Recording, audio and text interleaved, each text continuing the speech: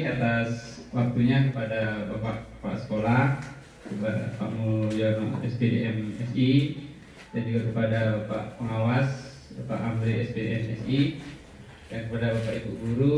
Saya singkat saja Bapak Ibu ya. Harusnya kalau di guru penggerak saya ini sampai 2 jam gitu ya. Kalau daring tapi kan karena ini tugas, jadi saya cepatkan aja apa Bapak Ibu ya. Iya. Dalam ini Bu ya dalam direkam. Oke. Baik Ibu, hari ini kenalkan dulu, nama saya Muhammad Sekawationo. Saya pengalaman saya yaitu sebagai CGP Angkatan 7 baru masuk modul 4 ST 4 Bapak Ibu ya. Namanya tentang tentang budaya positif. Oke, kita hari ini akan sedikit berbagi Bapak Ibu ya. Sebenarnya saya ini juga masih belajar. Di sini banyak senior-senior saya, ada Pak Ahmad Setianto yang sudah angkatan 4 kemarin sudah selesai, yang mana saya juga banyak belajar nanti. Apalagi di sini Bapak Ibu semua sudah senior-senior semua, pengalamannya sudah banyak, sepuh-sepuh semua ya, senior semua. Saya sini masih belajar Bapak Ibu, jadi mohon nanti kalau ada kekeliruan ataupun kesalahan saya tolong ditegur ataupun dimaafkan Bapak Ibu ya. Baik Bapak Ibu, di sini saya ada pemantik, di sini ada 3 pertanyaan, yaitu tentang setuju atau tidak setuju. Silahkan Bapak Ibu untuk menjawab di buku kertas lembar. Saya kasih waktu 1 menit saja. Yang pertama, hukuman dapat mendisiplinkan anak. Setuju atau tidak? Tidak. Silakan tulis dulu. Yang kedua, memberi hukuman dengan hal positif seperti membaca atau membersihkan halaman sekolah dapat meningkatkan disiplin anak. Yang ketiga, memberi penghargaan dapat meningkatkan motivasi belajar anak. Ya, setuju atau tidak? Ya. Nah, di sini kita akan belajar tentang 6 evolusi konsep. Pertama yaitu disiplin positif, yang kedua teori motivasi, yang ketiga keyakinan kelas, yang keempat kebutuhan dasar manusia, yang kelima 5 posisi kontrol, yang keenam segitiga restitusi. Yang pertama kita cepatkan saja, yaitu tentang disiplin positif, yaitu nilai kebaikan universal.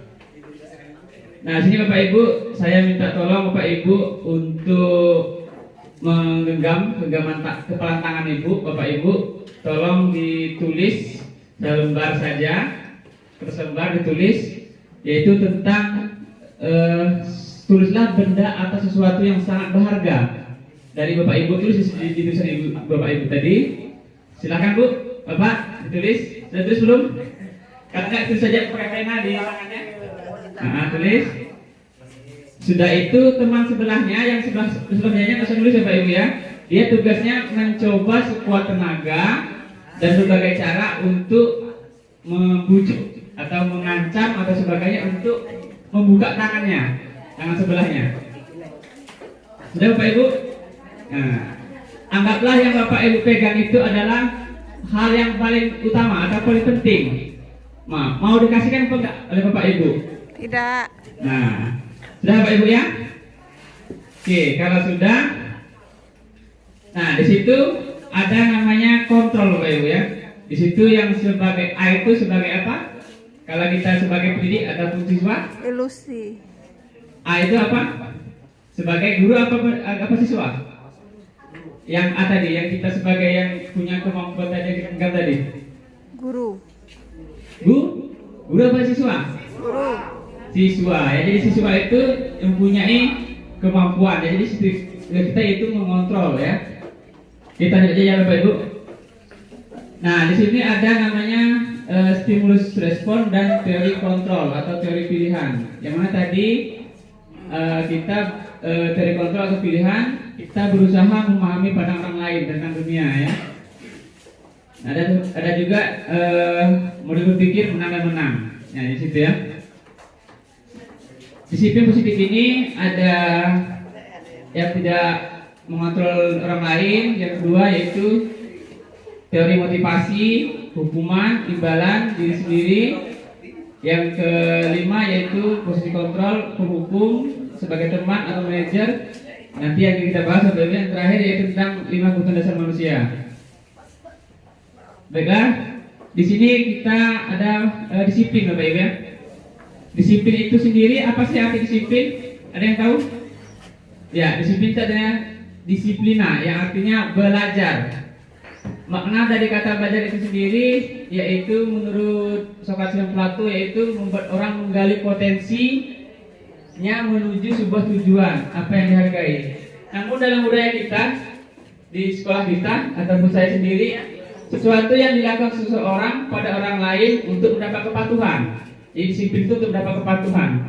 Berbeda dengan maksud dari disiplin sebenarnya yaitu tidak nyamanan ya. Jadi kalau disiplin tidak nyaman. Nah, kalau disiplin pasti nak disuruh ya, harus patuh, harus ini. Padahal disiplin itu sendiri artinya itu belajar ya. Kita itu untuk mencapai suatu tujuan yang mulia seharusnya ya. Jadi kita selalu di situ kelirunya Bapak Ibu ya. Berarti disiplin itu artinya maknanya sangat mulia ya, sangat bagus yang kita hargai. Nah di sini Bapak Ibu ada nilai-nilai kebajikan. Jadi kita nilai kebajikan itu ada 3. Yang pertama yaitu tentang dari Dr. William Glasser itu bahwa memiliki suatu tujuan. Jadi kebajikan itu memiliki tujuan. Yang kedua itu kita nilai kebajikan itu ingin capai suatu setiap anak Indonesia dengan profil pelajar Pancasila. Yang mana tujuan terakhir kita belajar ini yaitu untuk mencapai profil pelajar Pancasila. Yang pertama itu beriman dan bertakwa kepada Tuhan Yang Maha Esa. Yang kedua mandiri, bernalar kritis, berkebinekaan global, bergotong royong dan kreatif. Jadi tujuan nanti kurikulum merdeka yang sudah disampaikan oleh Pak Amri tadi, semua muara itu nanti tujuannya ke profil pelajar Pancasila Bapak Ibu. Nah, yang kedua yaitu tentang teori motivasi. Teori motivasi ada hukuman dan ada penghargaan dari institusi. Nah di sini ada motivasi itu semangat Bapak Ibu ya, bagaimana kita memberikan semangat kepada anak didik kita. Yang mana motivasi itu ada 2, ada yang eksternal, ada internal. Yang eksternal itu misalnya kita ingin apa yang akan kita jadi apabila saya tidak melakukannya. Jadi kalau tidak melakukannya itu masuk eksternal ya. Terus apa yang saya dapatkan apabila saya melakukannya. Yang terakhir yaitu internal, yaitu mendapatkan tujuan disiplin positif. Yaitu seperti apa bila saya melakukannya. Nah ini menurut Ki Hajar Dewantara yang tadi sudah disinggung oleh Bapak Pengawas Pak Amri SPD MSI tadi, yaitu bahwa merdeka itu artinya tidak hanya terlepas dari perintah, akan tetapi juga cakap membuat memerintah diri sendiri. Jadi namanya kita merdeka itu kita memerintahkan diri sendiri dulu, baru orang lain. Jadi kita mulailah dari diri kita dulu sendiri ya. Nah di sini Bapak Ibu ada yang namanya dihukum dan penghargaan. Apa sih bedanya dihukum dan penghargaan itu? Nah kalau dihukum itu bahwa penghargaan berlaku sama dengan hukuman. Jadi kalau kita ada penghargaan itu apakah sama dengan daripada dihukum? Nah ya. Oke kita lanjut. Nah dihukum oleh penghargaan. Maksudnya apa sih dihukum oleh penghargaan? Misalkan kita dapat ranking 1, ada yang dapat ranking terakhir. Nah itu ada dapat penghargaan, dapat hukuman kan itu ya. Nah bentuk kebijakan atau kebajikan atau apresiasi yang pertama yaitu pengakuan secara khusus, ada yang pribadi, semua murid ya, terus konsisten dan proses. Nah ini ada tindakan guru Bapak Ibu ya. Silakan Bapak Ibu untuk memilih apakah ini termasuk hukuman atau konsekuensi. Ya Bapak Ibu, silakan. Saya kasih waktu 1 menit saja memilih. Mencatat 100 kali dalam buku kalimat saya tidak akan terlambat lagi. Itu masuk hukuman atau konsekuensi? Hukuman. Hukuman ya. Oke, ya. Lari mengelilingi lapangan. Itu masuk hukuman atau konsekuensi? Hukuman. Ya. Murid diminta push up. Hukuman atau konsekuensi? Hukuman. Oke. Terakhir yaitu lari mengelilingi lapangan. Tadi sudah ya. Terlambat 10 menit. Masuk hukuman atau konsekuensi? Oke, kita lihat jawabannya ya. Nah ini Bapak Ibu ya. Jadi mencatat sekali itu hukuman Bapak Ibu ya. Bagi anak itu adalah hukuman ya. Nah terus kalau lari mengelilingi lapangan itu juga hukuman. Anak disuruh push up itu hukuman. Tapi menggantikan kertas tugas teman secara juga masuk konsekuensi. Nah termasuk juga lari keliling lapangan pas pelajaran PJOK. Nah itu guru olahraga ini pasti paham ya, karena anak melakukan kesalahan pelanggaran langsung disuruh konsekuensi ya. Nah di sini Bapak Ibu ada perbedaan antara hukuman dan konsekuensi. Kita sering memilih hukuman atau konsekuensi Bapak Ibu. Nah di sini ada pengaruhnya. Jadi kalau hukuman itu bagi anak itu paksaan, sedangkan konsekuensi itu ada stimulus, ada tanggapan, Pak ya. Nah sekarang kita pilih, mau pilih hukuman, konsekuensi atau yang lain? Tergantung situasi. Nah, tergantung situasi ya Bapak Ibu, betul sekali. Nah ini di sini ada namanya pembelajaran terbaru yaitu restitusi. Nah namanya di guru penggerak itu Bapak Ibu yang kemarin saya dapat, saya bagi Bapak Ibu ya. Jadi praktek baik saya yang saya dapat ini seperti kata Pak Amri tadi amanah Bapak ya. Nanti kalau nggak saya sampaikan nanti ya berdosa saya. Walaupun saya sedikit ataupun banyak saya dapat, saya harus sampaikan kepada Bapak Ibu. Seharusnya ini guru SDN 3 Suryadi, karena ini tadi hari ini ada tambahan ya, saya mohon maaf Bapak ya. Jadi saya minta waktunya tadi. Ya jadi untuk saya sampaikan, walaupun saya dapat sedikit ilmu saya ini, semoga mungkin bagi saya ini sedikit, mungkin bagi Bapak juga belum memahami, sama-sama kita belajar Bapak ya. Nah ini ada namanya pembelajaran restitusi terbaru Bapak Ibu ya. Jadi kalau zaman kita dulu mungkin belum pernah apa itu restitusi. Jadi restitusi itu yaitu proses menciptakan kondisi bagi murid untuk memperbaiki kesalahan mereka. Jadi nggak dihukum Bapak Ibu anak-anak itu, nggak dikonsekuensi, tapi diberi restitusi. Nah ini mulai pembelajaran terbaru. Pembelajaran terbaru namanya budaya positif. Namanya yaitu memperbaiki kesalahan mereka sehingga mereka bisa kembali pada kelompok mereka. Nah ini Bapak Ibu, kalau hukuman itu membuat anak itu tersakiti, ya kan? Sakit badannya, masuk lari, ya nggak berkeringat. Kalau dia konsekuensi, anak tersebut tidak nyaman. Kalau restitusi, anak itu mendapat penguatan, mendapat rasa penguatan lagi. Nah terus terakhir itu murid itu membenci peraturan. Anak itu timbul negatif, ya kan? Kalau hukuman itu anak itu negatif Bapak Ibu.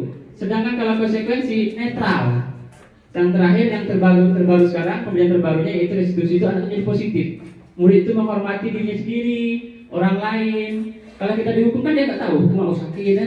Tapi kalau dikasih restitusi, diberikan pembelajaran restitusi ini, mereka itu merasa merasa menghormati diri sendiri. Oh saya ini salah, harusnya saya seperti ini. Mereka itu sadar. Itu Bapak Ibu ya, mereka kembali ke keadaan atas kelompoknya, saudara.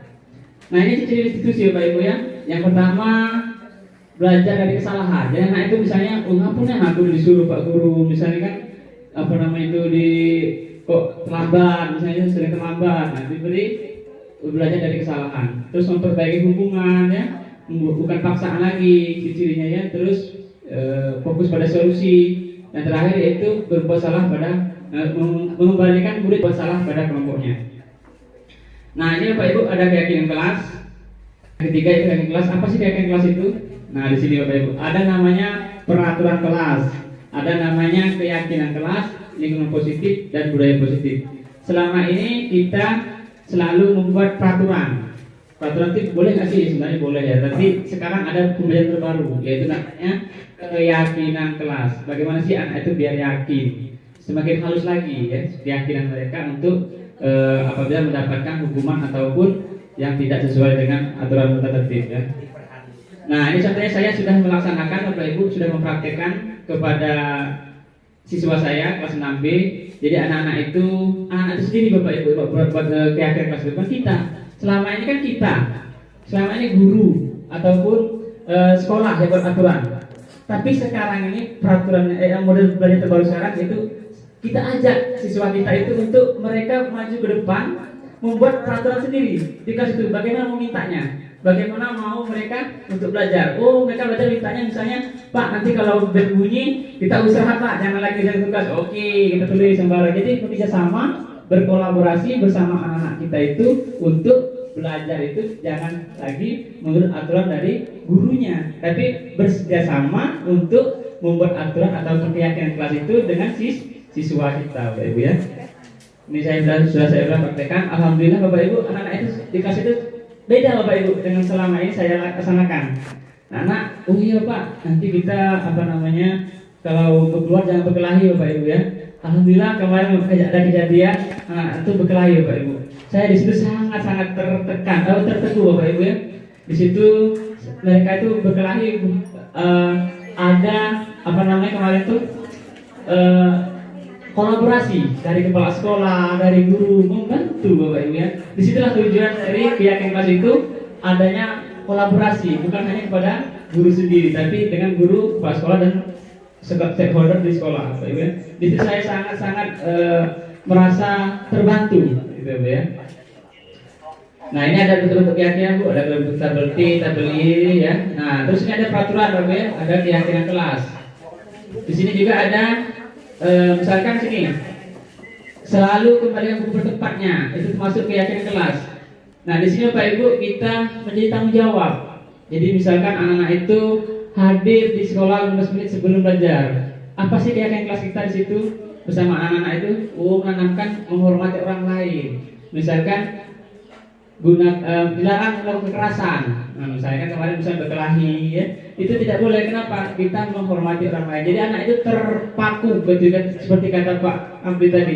Anak itu ke depan tadi, dia itu sudah mempunyai jiwa bahwa terpacu dirinya untuk ke depan itu selalu menghormati orang lain, menjaga keselamatan. Itu tujuan dari belajar dari Ki Hajar Dewantara itu Bapak Ibu. Jadi sudah jelaskan sangat gamblang tadi pada Pak Amri tadi ya, pada kita semua. Terakhir yang keempat yaitu kebutuhan dasar manusia. Jadi Bapak Ibu, kebutuhan dasar manusia itu ada berapa sih? Ada 5. Yang pertama bertahan hidup, penguasaan, kebebasan, kesenangan, kasih sayang dan rasa diterima. Seperti tadi yang disampaikan oleh Pak Amri tadi bahwa kebutuhan dasar manusia itu seperti yang tadi, misalkan ada anak, misalkan tidak pas tadi ya, mungkin duduk di tadi ya, duduk di samping tadi, itu kebutuhan dasarnya apa yang belum dia terima? Mungkin dia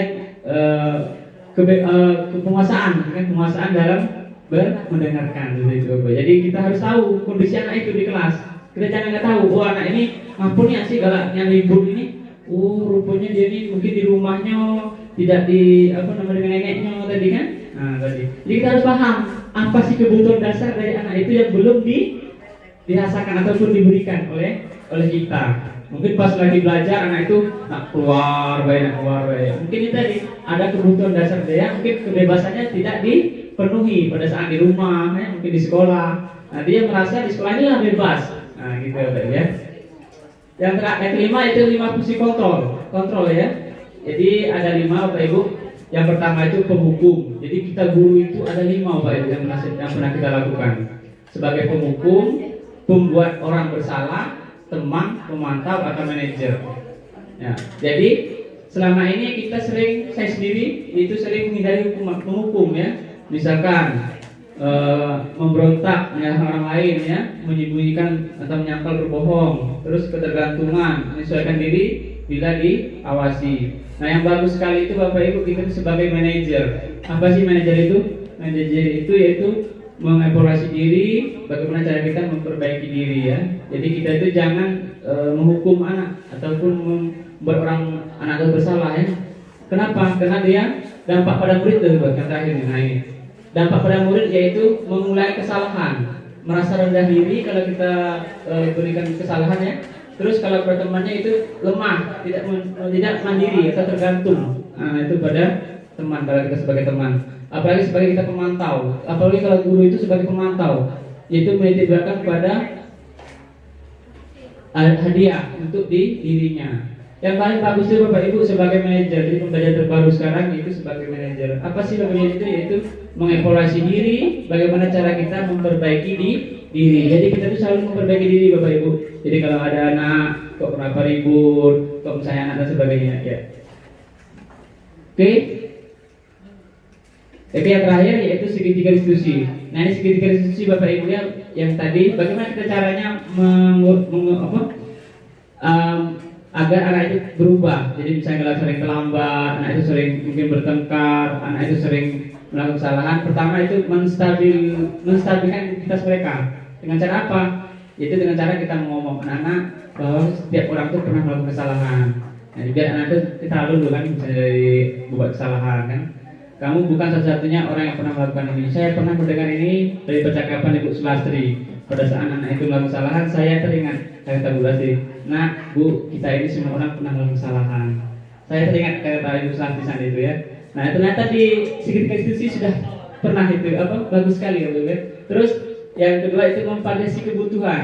Adakah cara yang lebih baik misalnya anak itu melakukan, misalnya dia melakukan lambat. Nah, apabila kamu terlambat, nah ini ada ya.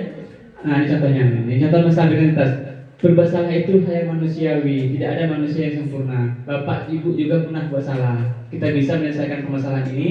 Bapak Ibu tidak tertarik untuk mencari tahu siapa yang benar, siapa yang salah. Bapak Ibu lebih tertarik untuk menyelesaikan masalah. Kalau kamu menyalahkan dirimu sendiri terus-menerus, apakah kamu bersikap baik pada dirimu sendiri? Nah, itu pernah saya dengar langsung dari Bu Sulastri memberikan restitusi langsung ya. Rupanya sudah dilakukan oleh Bu Sulastri ya, guru kelas 1 ya. Yang kedua yaitu memvalidasi kebutuhan. Di sini misalnya anak terlambat ya, kamu bisa saja kan melakukan hal yang lebih buruk, tapi kamu tidak melakukannya. Ya, seperti itu. Jadi kita sama anak itu seperti kita jangan menghukum ataupun menjadi teman, tapi kita memberikan memvalidasi kebutuhan mereka. Kenapa sih nak kamu terlambat misalnya? Mau kamu belajar cara lain mendapatkan yang kamu butuhkan tanpa harus memukul misalnya, tanpa harus terlambat gitu. Yang terakhir yaitu mengenai keyakinan. Nah, apakah nilai yang kita percaya di kelas nak? Apakah kan sebelumnya kita sudah punya keyakinan kelas? Apakah anak pernah masih ingat apa keyakinan kelas kita nak? Pasti dia nanti, oh iya Pak, saya tidak boleh terlambat. Nah, nanti anak itu sendiri akan tahu ya apa yang harus diperbaiki dari dirinya sendiri. Oke, itu saja Bapak Ibu. Terima kasih atas perhatiannya. Saya cepatkan, mungkin tadi agak lompat-lompat. Saya mohon maaf. Kepada Allah saya mohon maaf ya. Langsung aja tutup ya. Karena waktu kita ini waktunya sempit ya. Oke, saja Bapak. Saya tutup. Mungkin kalau ada keliruan saya mohon maaf. Kepada Allah saya mohon ampun. Saya tutup. Wassalamualaikum warahmatullahi wabarakatuh.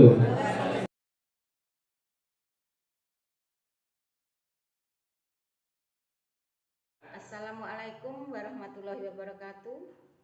Perkenalkan, nama saya Kalimi, mengajar kelas 1B. Akan memberikan testimoni saya tentang budaya positif yang diimbaskan kepada Pak Suska, yaitu sangat penting, yang tujuannya agar tercapai pembelajaran yang positif di SD Negeri 3 Surya Adi, dapat menumbuhkan bacaan positif dan tercipta budaya positif sehingga peserta didik nyaman dan sadar terhadap dirinya. Sekian dari saya. Wassalamualaikum warahmatullahi wabarakatuh.